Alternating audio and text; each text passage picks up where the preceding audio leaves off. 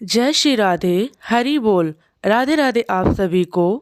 भौम प्रदोष व्रत कथा।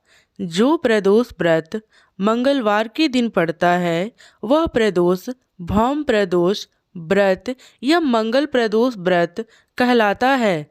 इसकी कथा कुछ इस प्रकार से है। एक समय की बात है, एक नगर में एक वृद्धा रहती थी। उसका एक ही पुत्र था। वृद्धा की हनुमान जी पर गहरी आस्था थी। वह प्रत्येक मंगलवार को नियम पूर्वक व्रत रखकर हनुमान जी की आराधना करती थी। एक बार हनुमान जी ने अपनी भक्तिनी उस वृद्धा महिला की श्रद्धा का परीक्षण करने का विचार किया। हनुमान जी साधु का वेश धारण कर वृद्धा के घर गए और पुकारने लगे, कोई हनुमान भक्त जो हमारी इच्छा पूर्ण करे। आवाज़ इस वृद्धा के कान में पड़ी।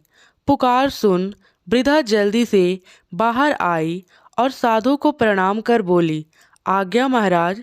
हनुमान वेशधारी साधु बोले, मैं भूखा हूँ, भोजन करूँगा, तुम थोड़ी जमीन लीप दो। वृद्धा दुविधा में पड़ गई। अनंतः हाथ जोड़कर बोली, महाराज, लीपने और मिट्टी खोदने के अतिरिक्त आप कोई दूसरा आज्ञा दें, मैं अवश्य पूर्ण करूंगी।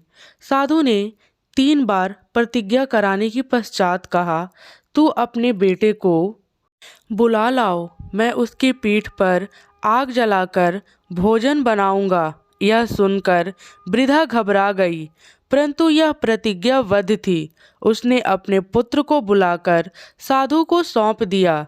वेशधारी साधु हनुमान जी ने वृद्धा के हाथों से ही उसके पुत्र के पेट में बल लिटवाया और उसके पीठ पर आग जलवाई। आग जलाकर दुखी मन से वृद्धा अपने घर में चली गई। इधर भोजन बनाकर साधु ने वृद्धा को बुलाकर कहा, उनका भोजन बन गया है, तू अपने पुत्र को पुकारो ताकि वह भी आकर भोग लगा ले। इस पर वृद्धा बोली, उसकी नाम लेकर मुझे और कष्ट ना दे।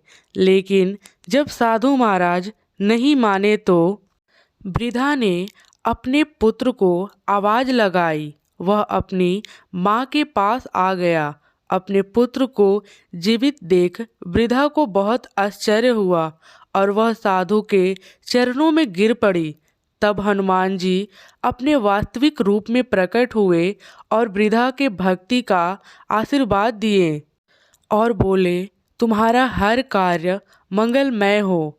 इतना कहकर वह वहाँ से लुप्त हो गए और वृद्धा अपने बेटे के साथ खुशी से रहने लगी। बजरंगबली की जय हो। हर हर महादेव। जय शिव शंभो। जय भोलेनाथ। धन्यवाद। राधे राधे।